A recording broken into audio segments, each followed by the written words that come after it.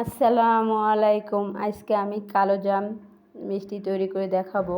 প্রথমে আমি 1 কাপ গুঁড়ো দুধ নিয়েছি, হাফ কাপ আটা নিয়েছি, আর দিয়ে দিয়েছি 1 স্পুন বেকিং সোডা। এখানে কিন্তু বেকিং পাউডার দেওয়া যাবে না, বেকিং সোডাই দিতে হবে, তাহলে মিষ্টিটি একটু ভালো হবে। আমি সমস্ত উপকরণ ভালোভাবে মিশিয়ে নিচ্ছি, আপনারাও ওইভাবে মিশিয়ে নেবেন।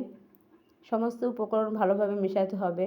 আমি এখানে আড়াই টেবিল চামচ ঘি দিয়েছি।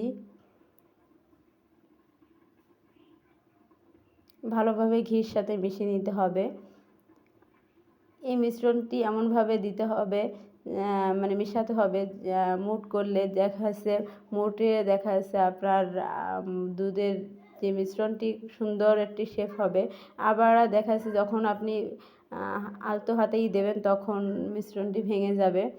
আমি এখানে আবারও লিকুইড দুধ দিয়েছি। এখানে বুঝে শুনে দুধ দিতে হবে, বেশিও দেওয়া যাবে না, আবারও কম হলেও মিষ্টির শেপ তৈরি করা যাবে না, এই কারণে বুঝে শুনে দিতে হবে। এই মিশ্রণটি যদিও একটি ডো তৈরি করতে হবে, সফট একবারে দেখা যাচ্ছে শক্তও হবে না, আবার অনেক নরমও হবে না। দেখেন আমি এখানে অল্প অল্প করে মিশ্রণে দুধ দিচ্ছি। এই দুধ দেখা যাচ্ছে আপনারা চাইলে দেখা যাচ্ছে গুঁড়ো দুধও দেখা যাচ্ছে পানির মধ্যে দিয়ে গুলিয়ে তারপরে মেশাতে পারেন, তারপরে সেই দুধই এই মিশ্রণের মধ্যে দিতে পারেন। আমার মাখানো হয়ে গেছে, আমি এখন 10 মিনিট রেস্টে রেখে দিব।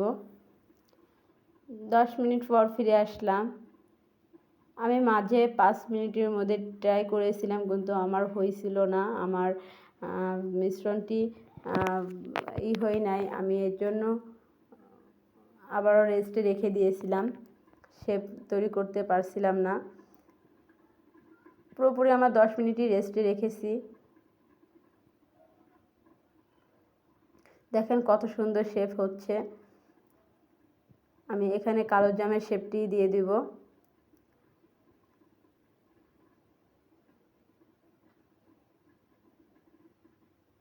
কত সুন্দর মসৃণ হয়েছে আমার মিষ্টিটি। আবারও তৈরি করে দেখাচ্ছি আপনাদের।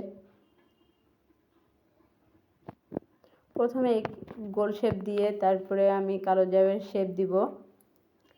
আপনারা চাইলে এখানে গোল শেপ দিয়েও তৈরি করতে পারেন, কিন্তু আমি গোল শেপ দিব না, আমি লম্বা শেপে দিব। দেখেন আমার এখানে 14টি মিষ্টি তৈরি হয়েছে। আমি তেলটি হালকা একটু গরম করে তারপরে মিষ্টিগুলো ছেড়ে দিয়েছি। দেখেন মিষ্টি দেওয়ার সাথে সাথে কোনো বুটবুট উঠতেছে না, এতটুকুই গরম হবে। একবারে লো আঁচে দিয়ে সামান্য একটু গরম, হাতে সহ্য হয় এরকম গরমে দিয়ে দিতে হবে। মিষ্টিটি আমার এমনি এমনি উঠে আসতেছিল, দেখেন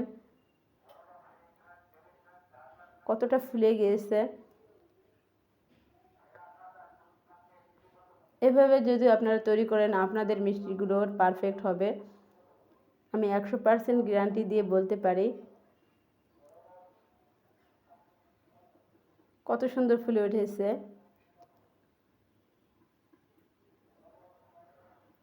আমি আস্তে আস্তে করে নেড়ে ছিঁড়ে দিব, যাতে সমস্ত মিষ্টির গায়ে সমানভাবে লাগতে পারে, তাপ লাগতে পারে, এই কারণে কোথাও কোনো পুড়ে না যায়। ভালোভাবে তেল নেড়ে চেড়ে দিতে হবে।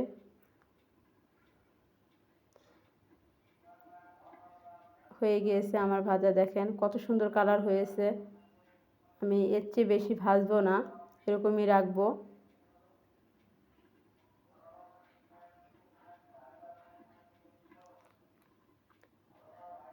কত সুন্দর হয়েছে, মিষ্টিগুলো একটি ভেঙে যায়নি। এখন আমি পানি দিয়েছি, দিয়ে দিব এখানে 1.5 কাপ চিনি।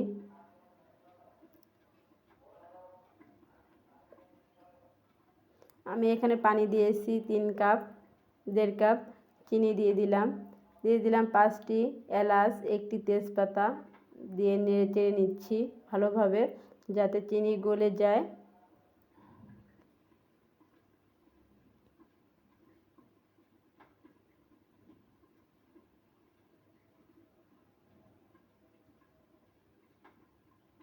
ভালোভাবে নেড়ে চেড়ে নিতে হবে।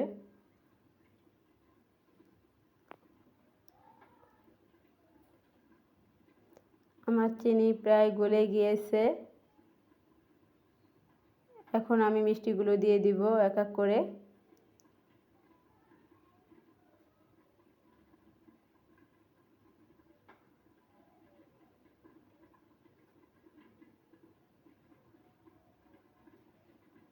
আমার এখানে 14টি মিষ্টি হয়েছে।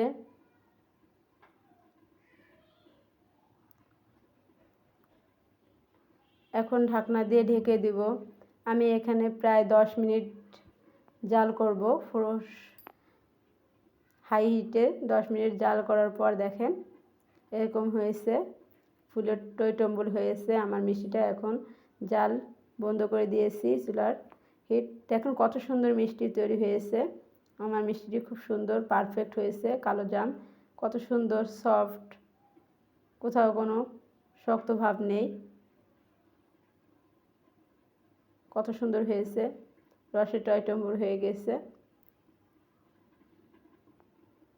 খুব সুন্দর মিষ্টি তৈরি হয়েছে। দেখেন কত সুন্দর রসটা ভিতরে ঢুকে গিয়েছে। এভাবে আপনারাও বাসায় তৈরি করে খাবেন। ভালো লাগলে লাইক করবেন এবং শেয়ার করবেন। আল্লাহ হাফেজ।